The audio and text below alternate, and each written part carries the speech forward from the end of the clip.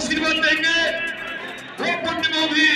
देखिए, एक बात मैं आपको बताता हूँ, इतनी भीड़ को देख के आपको अंदाजा ही लग गया होगा कि भारतीय जनता पार्टी का पूरे देश से सुपड़ा साफ होने वाला है।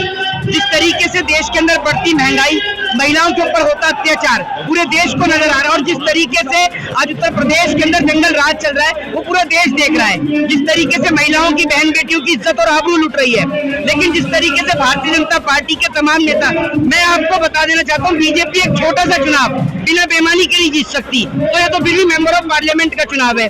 आप ये सोच लीजिए कि बीजेपी ने एक छोटा सा चुनाव, जो चंडीगढ़ मेयर का चुनाव था, जब उसमें धांधली करी, अगर सुप्रीम कोर्ट नहीं होता तो वहां पर भी बीजेपी बेईमानी से जीत जाती। तो बीजेपी एक छोटा सा चुनाव भी बिना बेईमानी के नहीं जीत सकती, ये बात मैं आपको बता दूं।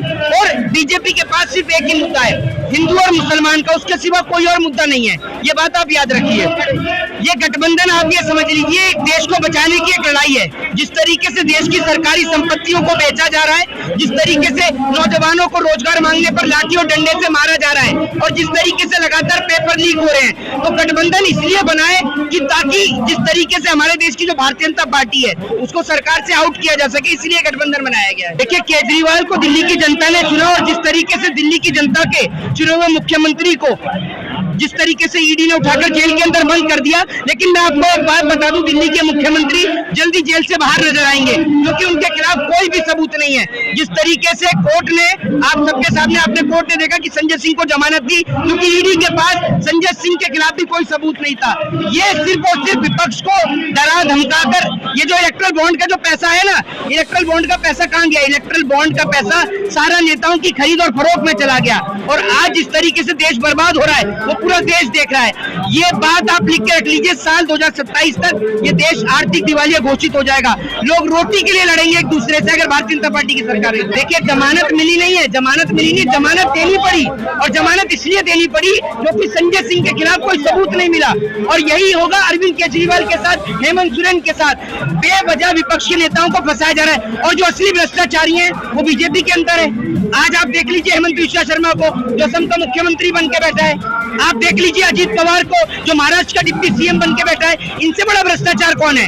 इन्होंने देश को बेचने में कोई कसर नहीं छोड़ी। भाजपा के लिए जमानत भारी पड़ सकती है जी, भाजपा के लिए संजय सिंह की जमानत भारी, बिल्कुल भारी पड़ सकती है। क्यों भारी नहीं पड़ेगी? आपको एक बात होती, शेर अगर पिंजरे में कह दो तो कुत्ते भी भौंकते हैं उस पर, ये याद रखिए। और जब शेर बाहर आता है तो दुगनी ताकत के साथ हमला करता है। तो संजय सिंह वापस से विधानसभा में, राज्यसभा सांसद है, पार्लियामेंट के अंदर दोबारा से बोलेंगे। ये कह रहे हैं 400 पार, इस बार 400 पार बीजेपी का नारा है। 400 पार महंगाई होगी, 400 पार बेरोजगारी होगी, और 400 पार कर्जा होगा इस देश में। 400 पार बीजेपी कैसे आ जाएगी?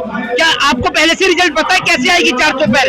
बहन बेटियों की इज्जत और आबरू लुटवा रहे हो इसलिए 400 पार आएगी। मणिपुर में महिलाओं को निर्वस्त्र घुमाया जा रहा है इसलिए 400 पार आएगी।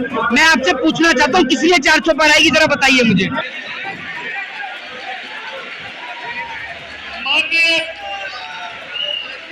माननीय राजबब्बर जी को जानते हैं, देश की जानी मानी शख्सियत है, प्रदेश के अध्यक्ष रहे, कई बार सांसद रहे, गजब का जलवा है उनका, और उनका आज भी जलवा है, तो बजाओ हाथों तक तालियां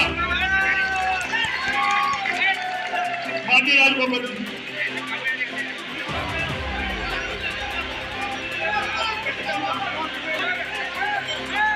यहाँ पर पधारे हुए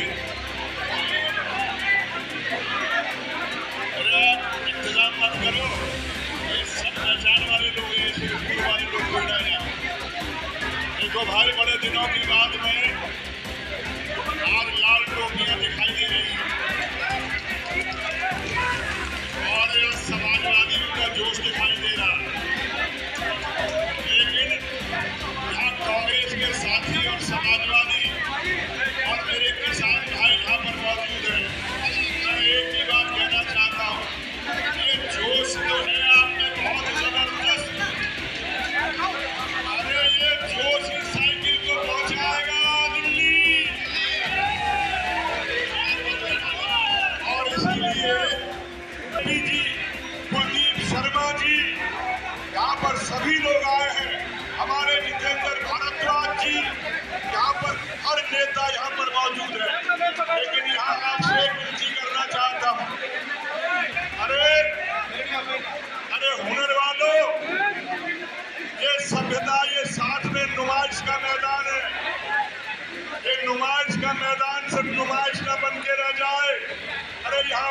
जमाने में वैज्ञानिक आते थे, अब बन जाओ ऐसे वैज्ञानिक कि दिल्ली की गद्दी को पलटने का काम